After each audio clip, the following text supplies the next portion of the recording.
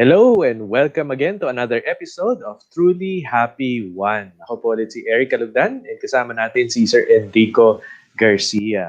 No? So I used to be an IT consultant for Unisys, and then I have put up my own business called Infotext. And right now I'm also the CIO of Philpax and the CTO of Sante, and you can consider me as a serial entrepreneur. Sir Enrico naman used to be the retail operations manager of Shell and then became the country manager of Herbalife, and then after that became the director of operations of Avon and one of the board of directors of the Direct Selling Association of the Philippines. Now he's a mindset coach and also the director for international operations of Sante. And a few weeks back, well, actually more than a few months back, no, Sir Enrico approached me, no, na Eric, puro problema na lang yung nakikita natin sa ating mga news, no, since nitong pandemic. Ano ba yung pwede nating gawin para makatulong naman sa mga kababayan natin, no, na mabago yung kanilang pag-iisip at marinig nila yung good news naman, no? Dahil merong bad side, meron ding good side, no, itong na-experience natin na pandemic. And dahil doon nabuo ang Truly Happy One. So every week, every Saturdays at 5 p.m., ayan, we discuss different topics, no, different principles, different mindsets, no, na dapat ito yung isipin natin, ganito tayo dapat mag-isip, no, para maging katulad tayo ng mga tinatawag natin na world-class Pinoy, no. And by the way, sa ating mga suki every Saturdays at 5 p.m., please don't forget to tell us, no, where are you watching from? Kung kayo nanonood from Manila, type nyo lang watching from Manila dyan sa comment section sa Facebook or dyan sa chat sa YouTube, no? And also if you have questions, no, or feedback during our discussions, interactive po tayo. We try to answer your questions while we do the discussion, so you can type your questions anytime, no, during our discussion. And of course, huwag niyo na rin kalimutan na i-like yung itong video, comment nyo or i-tag nyo yung iba yung mga kaibigan na sa tingin nyo mag-benefit sa ating topic for today. And of course, feel free to share our videos sa Facebook, sa YouTube, no? And subscribe na rin kasi today is our 32nd episode. Wow, naka 32 weeks na tayo, Sir Enrico. So 32nd episode, that means na-miss nyo ang 31 episodes from the past, no? So kung na-miss nyo yon, click nyo lang yung link sa video dyan sa baba ng video description. Nandyan yung link from episode 1 to episode 31. Pwede nyo siyang balikan. Now, para wala naman kayong ma-miss na episode sa mga susunod na mga linggo, make sure na nakasubscribe kayo sa YouTube. So, click nyo lang yung subscribe button dyan sa YouTube. Libre po yan, walang bayad. No? And also, you can join our Facebook community. Meron tayong Facebook group na Truly Happy One. No? Saan makikita yon? Again, nasa description nitong video. Sa pinakadulo, ay yun yung pinaka-last na link. So, pag kinlik nyo yun, mapupunta kayo sa Facebook group natin ng Truly Happy One. Ayan. So as mentioned, no, every week iba-iba yung topics natin. And for this week, yung topic natin naman is 5 P's in brand building. So Sir Enrico, ano ba tong 5 P's in brand building? Okay, good afternoon, Eric, and to all our viewers, no. So thank you for spending your time. So, yeah, yung topic natin this week is ano yan to the marketer, classic yun, yung 4 P's. Lalo na natuto lahat ng marketing, lalo na brand marketing, they always speak of the 4 P's. Ano ba yung 4 P's, di ba? So, yan yung product, di ba? Yan, thank you. Yan yung place, yung promotion, yung price, di ba? Ito yung pinaka-basic, di ba? Kailangan yung product, syempre, nandun yung features, nandun yung design, yung packaging, yung benefits ng product, di ba? And ano yung sinosolve ng product. Di ba? Obvious naman yun. Place is saan binibenta yung product, yung channels of trade, di ba? Tindahan ba? And today, is it online, di ba? And then promotion has everything to do with ano yung gagawin mo para, to entice or induce trial. So from, promotion, short-term promotions, rebates, loyalty schemes, you put them all together, di ba? To promote, right? Press release, public relations initiatives, and then of course yung price. Siyempre, the price has to match yung product mo, but at the same time, it has to, deliver that price for value within the marketplace. Yan yung basic, di ba? Yung tawag dyan yung 4 P's. Now, If you notice, our topic is moving from just 4 P's to 5, because the fifth P is something that often overlooked. Yet, as we will find out, is one of the most important in really creating that brand experience that we created from the 4 P's, di ba? So, kailangan itong apat na to para ka makaparticipate sa market and para ka mag-gain for you to benefit. This is now minimum entry, Eric. You have to have a Mm. good product. You have to know where to market it, what channel of trade you place. You have to do promotions, of course, to promote it and to induce trial and to get people to get to meet the product, right? And then the price has to be competitive. Competitive means you're not too far off and consistent with your value proposition. So these are the elements. So ano ba yung Mhm. fifth P? Baka may So ito question dito, yung Eric. elements, sir, sa sa marketing, tama ba? Basic. Very basic. Oo, ito yung 4 Textbook P's to. sa marketing. Ayan. Yes, Yung yes. yung branding is part of marketing. Tama ba, sir? Of course, yes. Brand marketing ang Ayan. tawag doon. Yan, di ba? Oo. Ayan. Before tayo mag-proceed, i-hi muna tayo kay Paul Yoro watching us now and Sharon Oh, Caldan, my better half, is wow. watching us Thank now. you. Ayan. Si Sir Gab Dadivas also watching. Sabi niya, good afternoon, Eric, Sir Oh, Enrico, good everyone. afternoon. Oh, good Yeah, Sir afternoon, Gab. Gab. Hello, hello. And also Leo Mercado. Good afternoon from Sante Family, Hong Kong. Wow. Sir Oh, Leo wow. from Sante, Hong Kong is watching. Oh, hello, Ayan, Buena Port. Fe Frias from Mandaluyong is watching as well. Si Philip Ko is watching. Ayan, from Thank you, Quezon Philip. City. Philip's Ayan. always And there. Thank you. Norberto Manuel. Sabi niya, blessed afternoon po watching from Holy Spirit QC. God bless you po. Salamat. Ayan. Thank you po for watching. And don't forget to like, subscribe, and comment na rin. Ian X Messina is also watching us. Ayan. Wow, salamat. So sige, game. So ang fifth P, pang-limang P na i-discuss natin ay ayan. Tama-tama. Next week is the celebration, kaya people power, di ba? Kasi, Tama. di ba? Holiday, Oo, no? Next week? yes, di ba? So, Ano yung ba? 25. 25. Oh, Feb 25. di ba? So, the reason ito is a 50 because this is the one that really this is the one that defines the brand experience. And we'll go through samples, para we can really understand and apply what we're talking about. Right? So, maybe we could start with a few examples, okay? Okay. So, one that we all probably know of is Starbucks, correct? And Starbucks, it's not just coffee. By now, we all know that. You don't go there for coffee. Because, truth be told, there are better brands of coffee out there. But with Starbucks, it's the whole experience. Correct? And guess who delivers coffee to you in Starbucks? It's not Starbucks. It's the Shirley, it's the Lizel. Do you understand, right? The people, that nice smile, the one who, as soon as you enter, hi, and then they really make an effort to. So they're the ones that really, I call that the moment of truth. That's when the brand promise comes to life. It is through the people. You can have the nicest store. You can have the best looking products.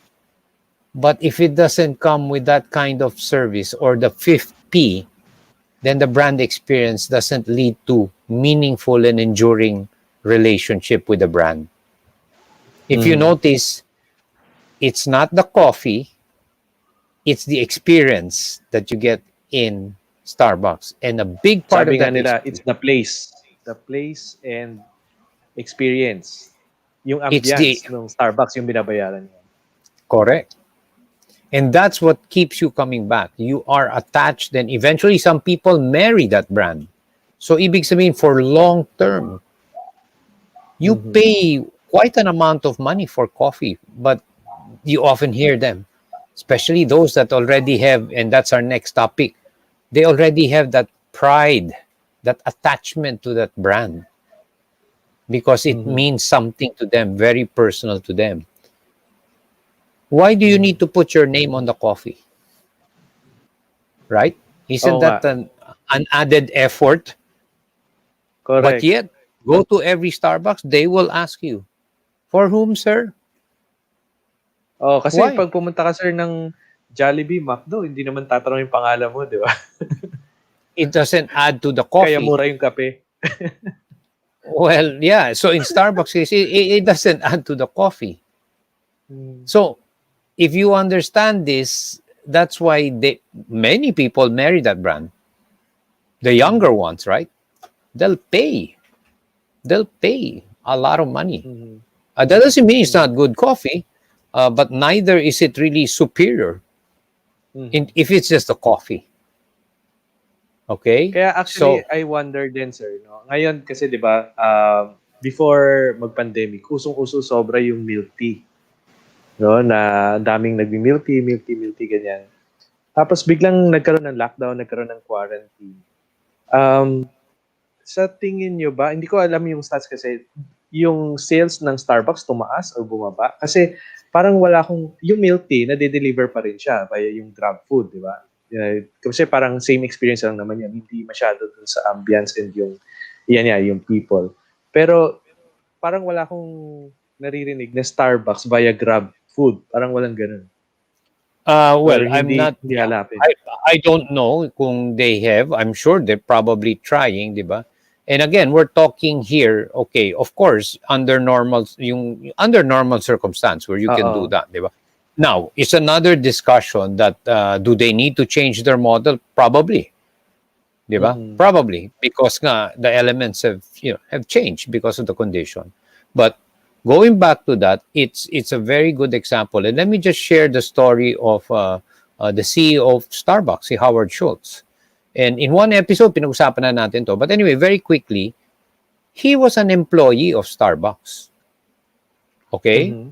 And then he was sent to Italy to study nga, to learn about coffee. And what Mm. he realized in Italy was, wow, it wasn't the coffee, but it was the drama and all the happenings around coffee. Sa atin, yung Hmm. bida-bidahan, di ba? Yung Ah. reunions around coffee. In Italy, it was everything centered on coffee. Kwento ng mag-aasawa na yung anak ko, yung ano ko. So, the drama was built around coffee. So, he came back to the US. He told his bosses, gawin natin yun. Mhm. Na yung center is coffee and all the things that happen around it. Ayaw, sabi Hmm. mo, it won't work, blah, blah, blah. So he left. He went on his own. Anyway, long story short, 3 years after, the owners got into some financial trouble, sold Starbucks to him. Oh, okay. Yes, and he bought it. And that's when he got to create. Okay? If you read this story, Starbucks is the third place in between home and office where you are treated with dignity and respect. And the reason for that was as a young boy, he saw his father not get benefits from the company that his father was working for. And that became his big why. He wanted to Hmm. create where his employees, when he was still young, sabi niya, yun yung gagawin ko because of what he saw. So there, Mhm. that's exactly why yan yung brand promise ng Na Starbucks. Starbucks. It Mm. is it is a place in between home and work. It's a safe sanctuary. You feel treated with respect and dignity. That's why Mhm. when they started, lahat ng staff nila, kahit contractual, may benefits yun in the early days. Yeah. Hmm. He committed to this couple of years ago, 5,000 veterans, war veterans, that he would Mhm. employ as his way of saying thank you for the men and women that fought for their freedom. So Hmm. yun yung kanyang brand promise. Kaya that whole experience is what people pay for. And they deliver Mhm. on that experience day in, day out. Tayo, Eric, pag lumalabas Mhm. tayo, country dati, di ba? Yeah. Oh, pupunta tayo dun sa Starbucks. Oo. Di ba? Iba yung So, service, ano? Service quality yung right. focus talaga nila. Oh, Trained yung mga tao. yes. And ang Oo. pinaka-critical, this is the point on the 5P, is not the manager of the store. Sino Mhm. ang merong customer-facing moment of truth? The Mhm. manager, or it's not even the barista? Di ba? Mhm.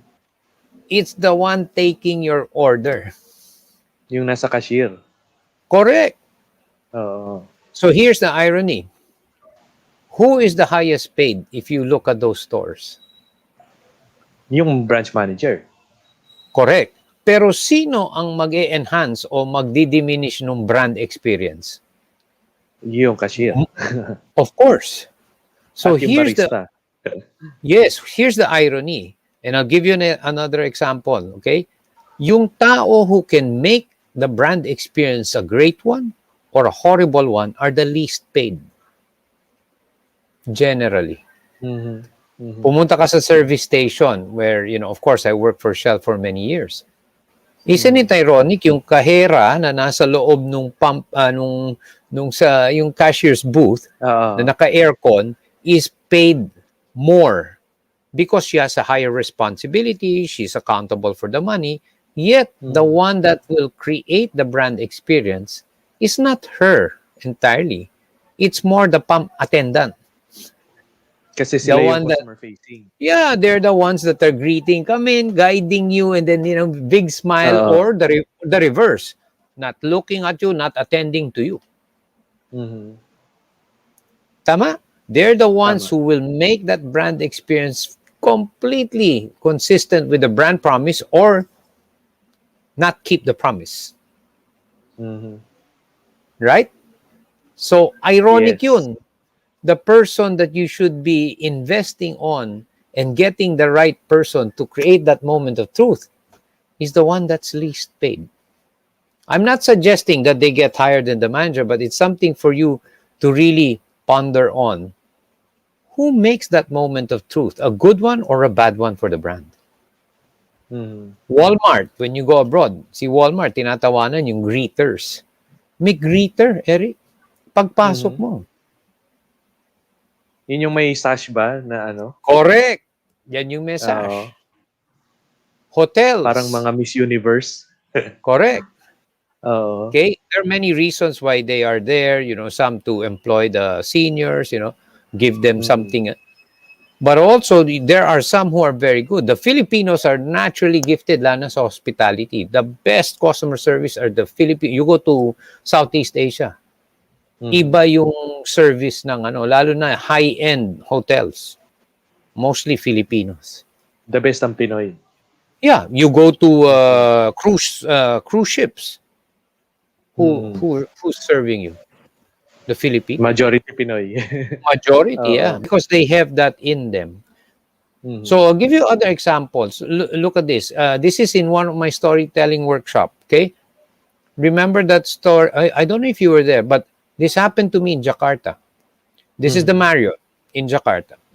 I'm out the whole day, meetings. I Mhm. always bring a book when I travel, so the book is in my room. I come back after dinner, the whole day out.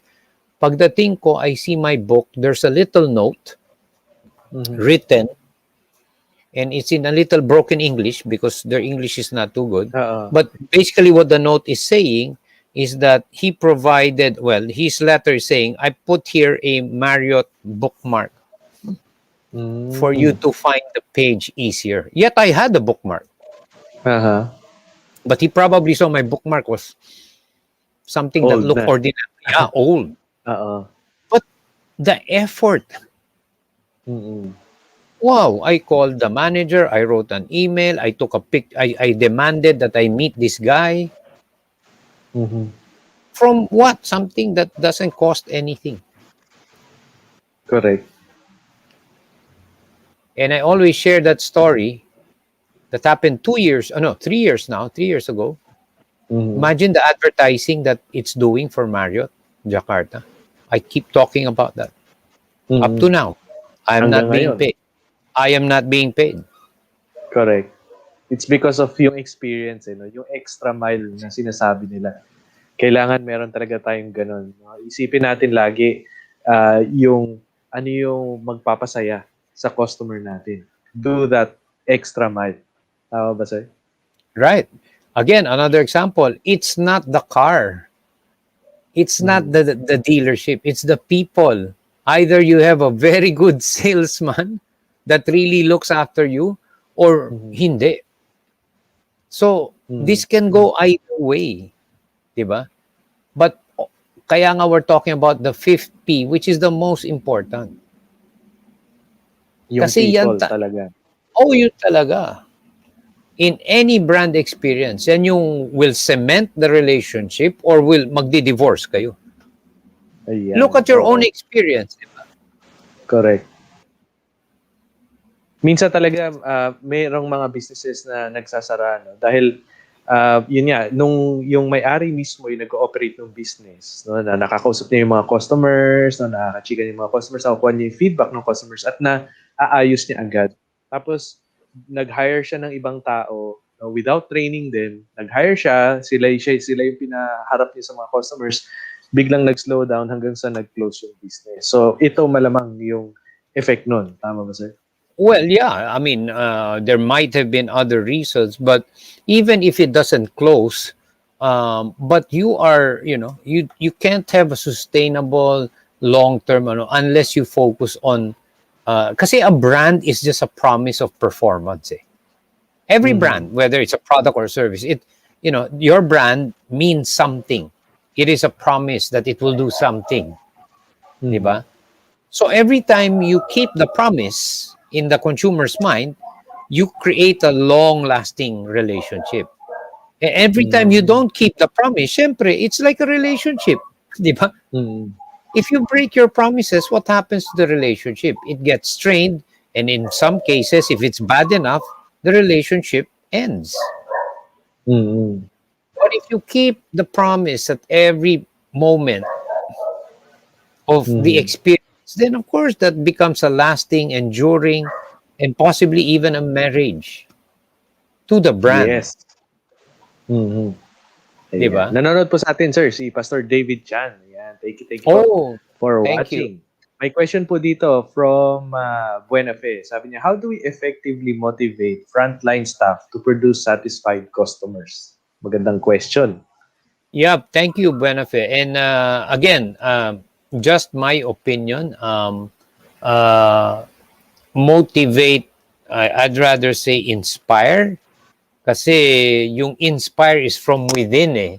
I don't, this is just my opinion, okay, don't get me wrong, but people will change their behavior for their own reasons. So I don't really, I'm not too much of an outside force that causes people to change. I could be Mhm. the inspiration that causes you to decide that you want to change. So that's the first part to your question. The only way is to really deliver your promise to your employees and that they see you live out that promise. That is the only way, because you can tell them classroom type, but it just goes over their head. But if they see you living, breathing, eating that promise that you're talking about, then that's when they start to follow. That's when they say, I'm following this person. Or they may not, right? Yun yung sinasabi nila, sir, na walk the talk dapat, di ba? Kung ano Of yung course. sinasabi mo should match kung ano yung ginagawa mo. And Of because of course. your results, no, yun nga, people get inspired. Yung sabi nga rin nila, di ba? Do what I do and you'll have what I eventually have. Di ba? Correct. So very, Correct. very important din yun. Actually, a warning na rin yun or parang caution sa ating mga viewers no, na mag-ingat po kayo sa mga pinapakinggan yung opinion. Kasi kung ano Correct. yung lifestyle ng tao na yon, yung sinusunod nyo, yun din yung lifestyle na makukuha niyo. Ayan. Correct. Jeff Lim is also watching us from Dasmariñas, Cavite Wow. naman. Thank you. Thank you Thank po you, for Jeff. watching. May question po Yes. ulit. Do you think branding through social media creates also a satisfied customer experience or otherwise? Yes, of course. In fact, it's a good question, Buenafe, because now the question is, now that you don't have as much face-to-face interaction, how do you how do you do this? How do you brand? And again, Mhm. you can still do that through videos and what you say, right? Mhm. You can still create that brand experience, di ba? Of course, it's not like face to face, but you can still be very creative with it. Meaning, you still enhance that promise of your brand, whether it's online or offline, di ba? Mhm. So it's the same. It's really, if you think about this, it's you really caring about the person, and the moment they feel that, they become extremely loyal to your brand, attached to your brand. They have to feel it in their eyes, not from you, from their end. Mhm. Examples, diba? And this is getting ahead because this is the next topic. When they start saying, "Oh, this is my brand," because I first they really deliver. When they say ito, mangyayari. Second, pag nagkaroon ng konting problem, and all companies will experience that, I know they will do the right thing. For customers to do that, you must be keeping your promise very consistently all the time. So yan yung mga bantayan mo na parang wow, those are the hallmarks of people that keep the brand promise. Importante talaga ang consistency, no? And yun nga, fulfillment of promises. Ayan, Of sabi ni course, Norberto Manuel, that is why I fell in love with God because His promises are yes and amen. Amen. all I can say is Lagi amen. siyang, oo. Yes, He's always true to His promises. Ayan, question po ni Philip ko, is branding yourself tied up to branding in your business? Very good question. In fact, Philip, the first thing you have to brand is yourself. You are already doing it. Maybe you're just not seeing it in these terms. I'll give you example. The way you speak, the way you dress up, the way you behave, the way you deal with people. That's your personal branding, right? Your style of dressing up. That's how you brand yourself. That's why when we see and hear somebody, oh, pare, it commands respect. The way they branded themselves, right? So yes, first brand you.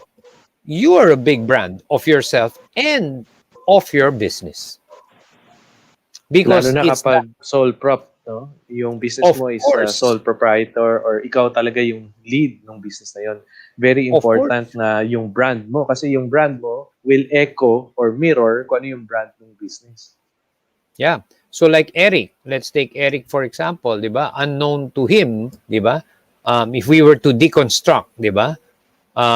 Eric is, he'll deliver. He'll do it in a way, yung hindi ka gugulangan, yung hindi yung sobrang taga.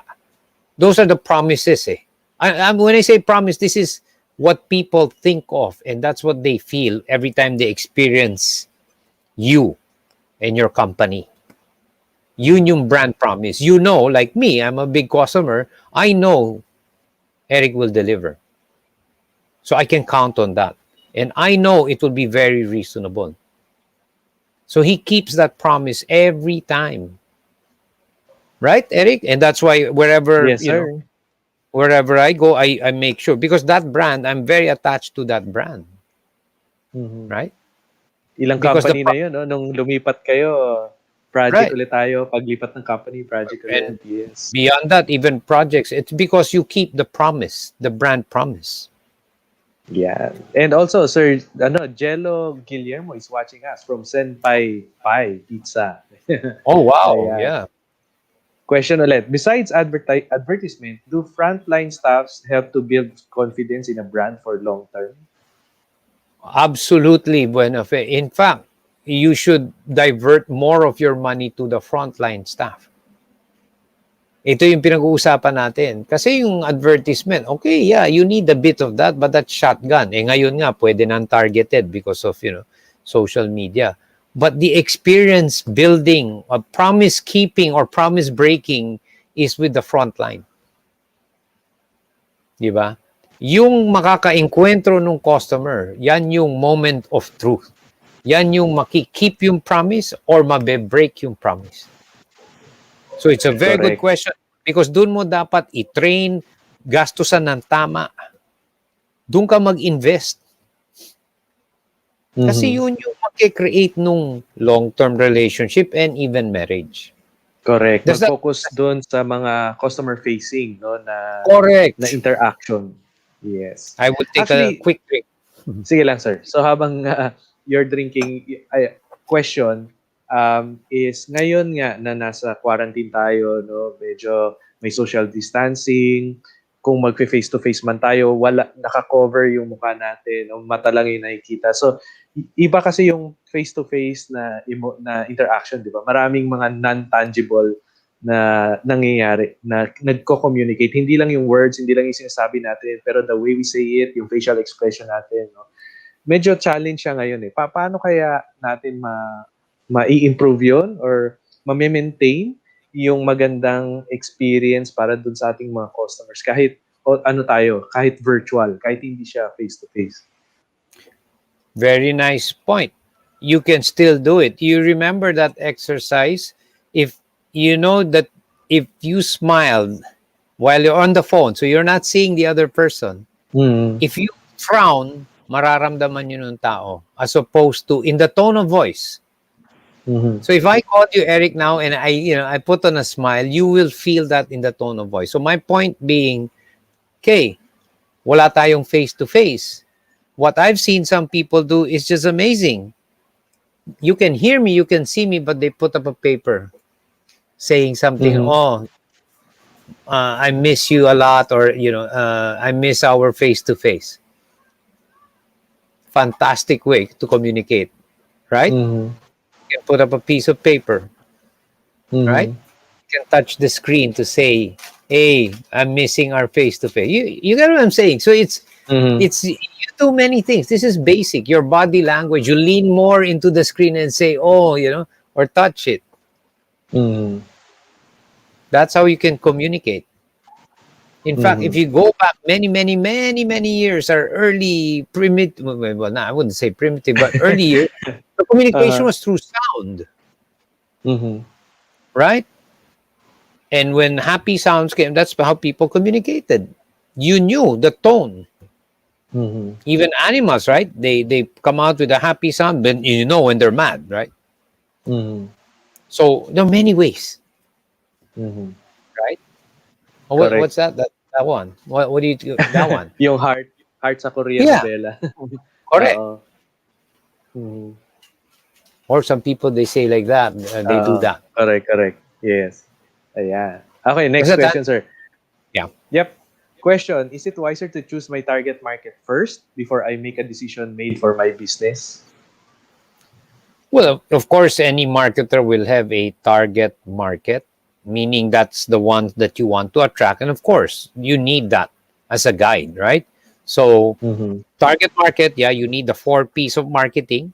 Who do you want? Who is your audience? And there you make a promise to that audience. So, yes, and before you make the business. That's part of the planning, the marketing plan, right? O who will you target, di ba? O ito yung ita-target, ito yung isa-serve nung aking product, di ba? Mhm. So yes, it has to come before you start so that you're very Mhm. focused, di ba? And Correct. everything, yung target market will determine how you communicate, where you communicate. Kunyari, puro senior citizens, di syempre, hindi social media ang heavy sa'yo kasi most of them probably are either scared of social media or don't know. So kung yung target Mhm. market mo is the young, ay dapat puro social media naman yung, 'di ba? Communication mo, Mhm.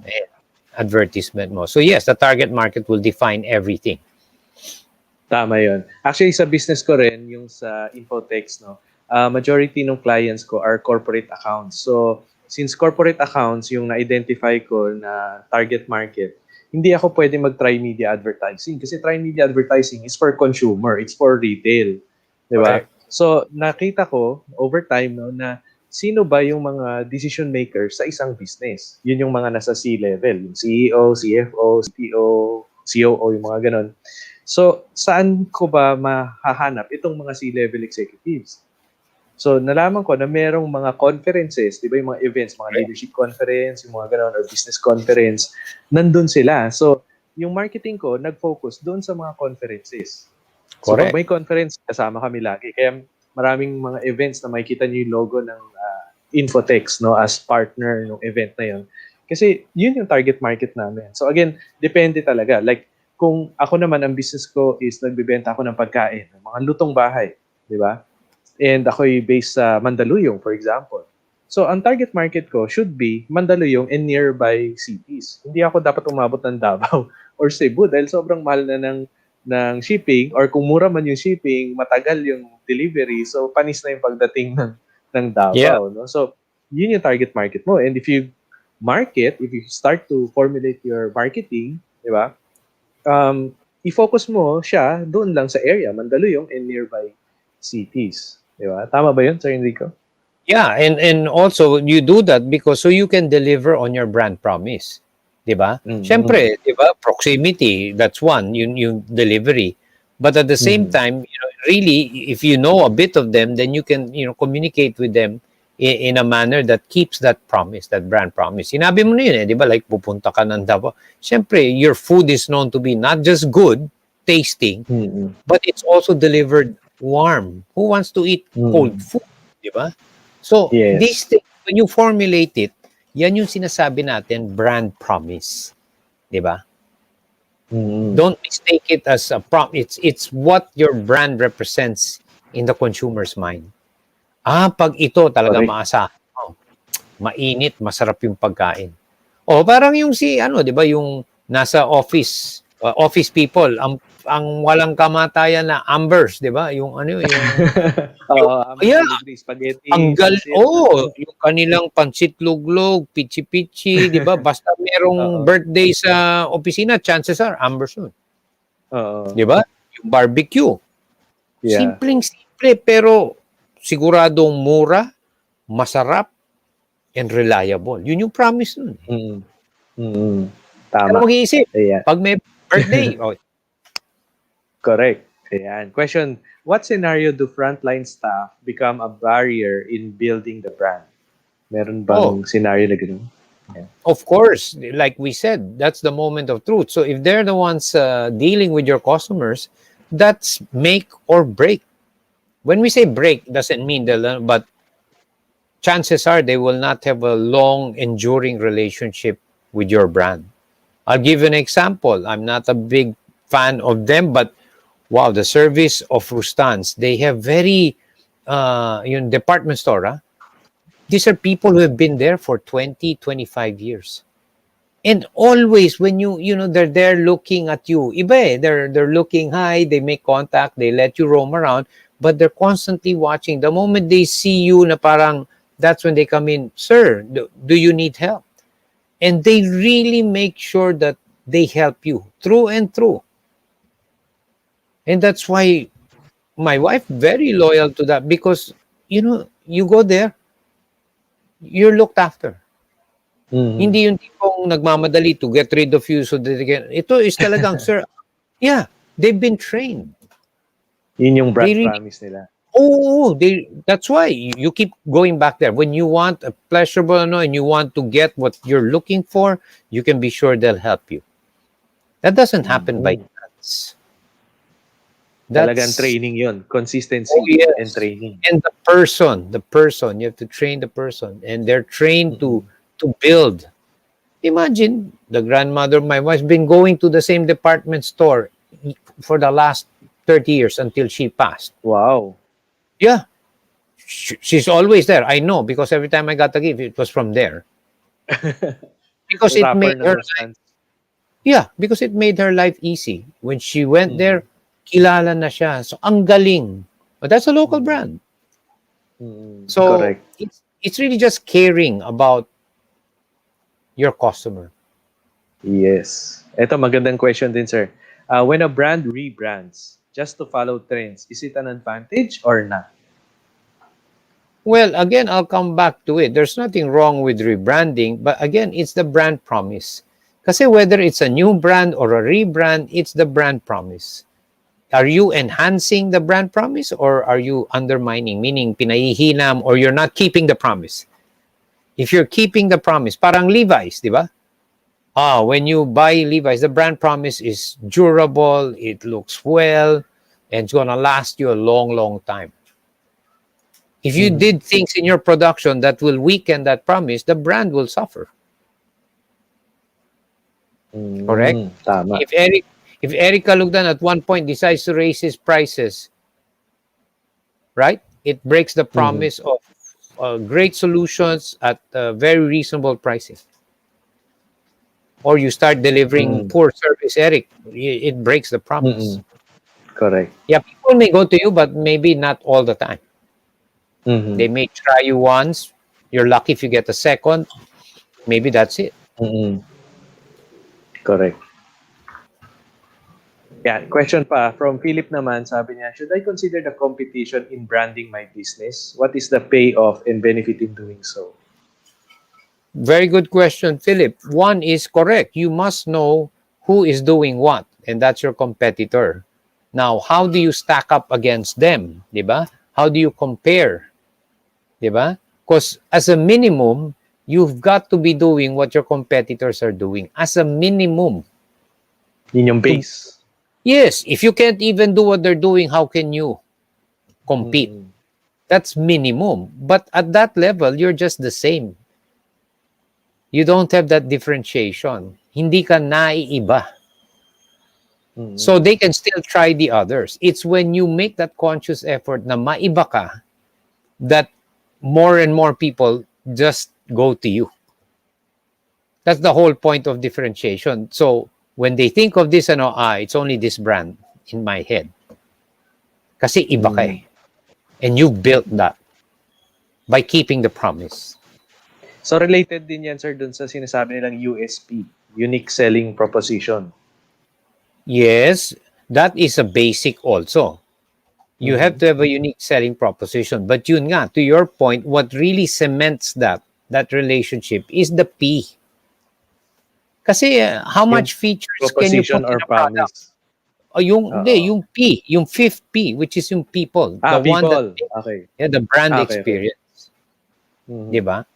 Anyone can copy you the product, di ba? Mm. Kopyahin mo lang yan, o de patas na tayo ngayon. And Correct. that's what others do when they don't invest in the person or the people. They just use bribes, incentives, Mm. discounts, o kung ano-ano to lure you. Pero hindi lasting yun. Mm. Yes, of course, people will try it if they're going to get a great deal. Why not? Mm. But how long can you sustain that? You can't Correct. do that all the time. Dapat pala baguhin na yun, no? Hindi na siya unique selling proposition. Dapat unique selling people na siya. Well, all I'm saying is that element, that fifth P, Oo. is very important. Mm. Kasi yun talaga eh. That's what will make the promise come to life or no, di Yes. ba? Ito, speaking of important, how important is the brand's logo? Should it stay as its mark despite future rebranding? Well, I'll answer that by saying, what's the logo that comes to mind when you need to eat food and that's reasonable, fast, and ano yun, Eric, nakangiti ka na, ikaw, Yeah. customer ka yan Golden. eh. Yung So golden arches. if you change the logo, Wala na. right? Correct. So that has to be consistent. And good question, Buenafe. That is why those logos remain the same. There's exact measurement. They have brand manuals, style guides. They measure that. It's a particular color. So it's a particular angle. That is not by chance. Diba? It's the same rendition all the time. Yeah. Correct. So, dapat talaga consistent siya, no? Parang, naalala ko si Apple, nakakatawa nga yung, ano niya, yung unang-unang logo design ng Apple. Yung unang-unang Correct. logo design ng Apple is a portrait photo. As in, picture siya na may puno ng apple tree, tapos nandun si, sino ba yun? Yung Newton, si Isaac Yeah, yeah, Newton, yung Newton's yeah, Apple. No? yeah. Yun yung unang-unang logo ng Apple. Tapos after nun, dinesign nila na mayroong kagat yung apple. Tapos yung Correct. may rainbow colors. Correct. Tapos ngayon, ano na, simplified apple na lang talaga siya. Di ba? Yeah. So, kailangan yung meaning siguro ng logo, yun yung importante din May meaning na yun. nandun pa rin. Oo, consistent Yeah. siya. Katulad Oh, ng logo natin. Ayan, yung logo natin na Truly Happy One. Ayan, consistent yan. Ever since nagsimula tayo, yan yung logo natin. And yan fi- yung logo natin dahil ang focus ng Truly Happy One is really the Filipino people. No? And yan yung parang symbol ng Filipino people na nakangiti and very, very happy. So, yan. Laging dapat consistent yung ating logo. Yes, sir. Indeed. yeah. You said something. So, to Buena Fe, just imagine our flag kung binabago natin yung ano. Di ba? Philippine flag. Correct. Hindi drawing yun. May meaning yun. Di ba? The rays of the sun represent what? Mm-hmm. Di ba? The 3 stars represent Luzon, Mm-hmm. Visayas, Mindanao. The colors represent something. Mm-hmm. Di ba? Wag mong itaas yung red. That means that's wartime. Di ba? So, may elements yan. Di ba? So, ganun May ka-important. question po, sir. Maganda rin. In terms of timing naman, should the brand's fifth P be strongly in place the minute we create the marketing plan? Of course. Of course.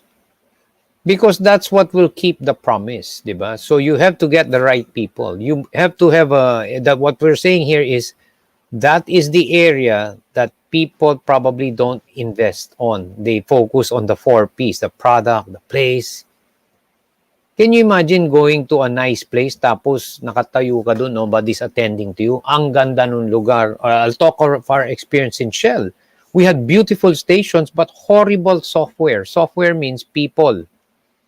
Pagdating mo doon, bubusina ka pa to get service. Nobody attending to you.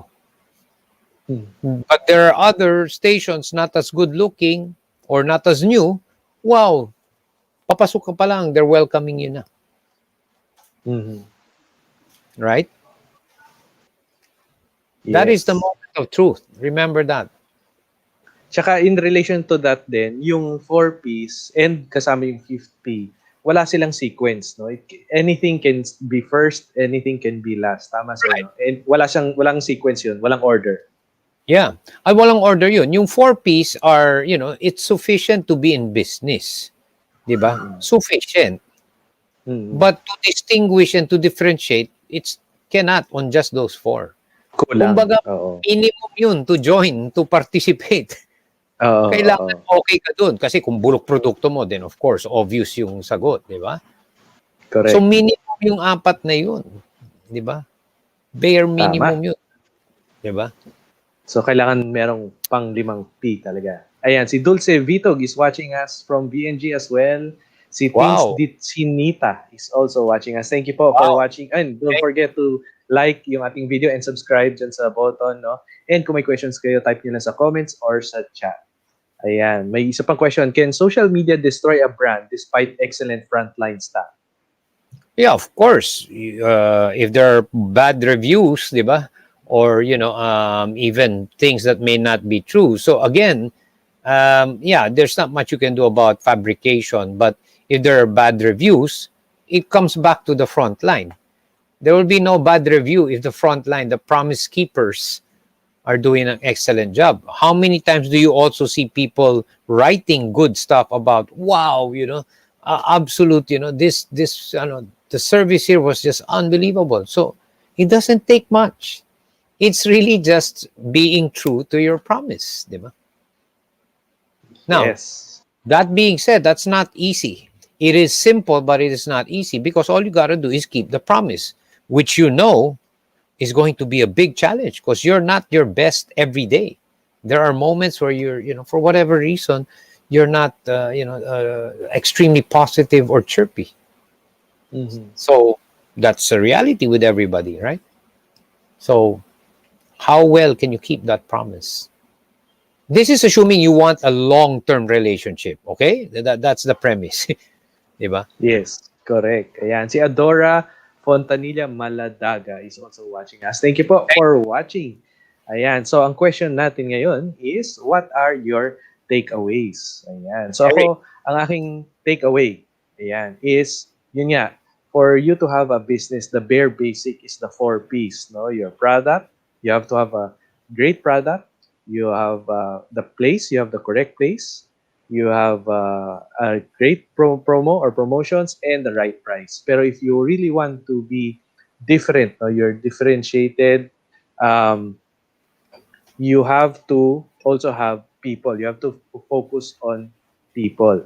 Ayan. And also, in relation to people as well, no, it's when you brand yourself, may promise yung brand mo. Kailangan ma-fulfill yung promise na yun.